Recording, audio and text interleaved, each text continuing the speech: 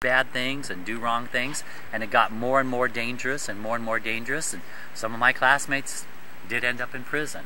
Some of my classmates ended up in mental institutions because of drug overdose, and of course some of them are dead now because we didn't know how to take care of themselves. If we simply just would know how to take care of themselves, when you start to feel good, you start to look good, you start to be good, and if you don't, the results are tragic. Could you tell me a story about your fiance?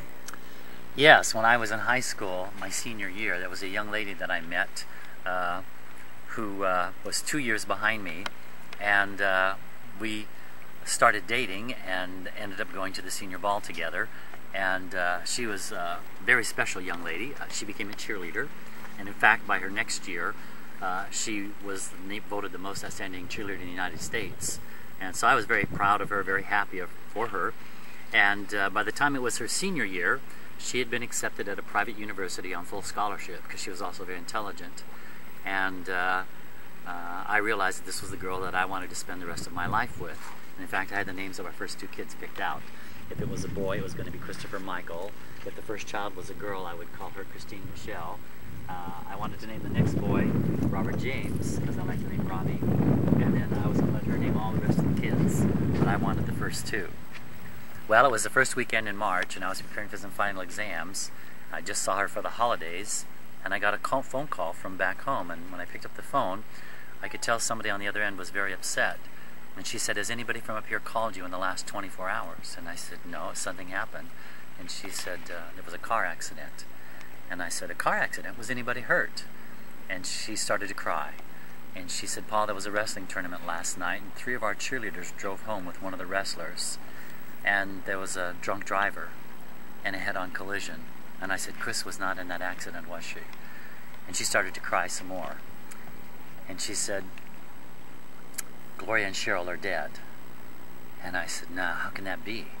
And she said, "The drunk driver, it was head-on, they died instantly." And I said, "But what about Chris? She's okay, isn't she? Is she in the hospital? Was she in the accident?" And she started to sob some more. And she said, "I'm sorry, Paul, but Chris was also killed instantly in that head-on collision." All 3 cheerleaders died that moment. I dropped out of college. I flew home to the funeral of the 3 girls. After the funerals were over, my parents asked me what I wanted to do, and I said nothing. I have no more tomorrows. I have no more future. Everything's gone. There'll be no little Christine Michelle. There'll be no little Robbie, because one young person decided they could drink, they could handle it, that it was their body, they could do whatever they wanted. But unfortunately, it wasn't just him. Hundreds of people were affected, if not thousands, by the death of these 3 cheerleaders. These girls never graduated.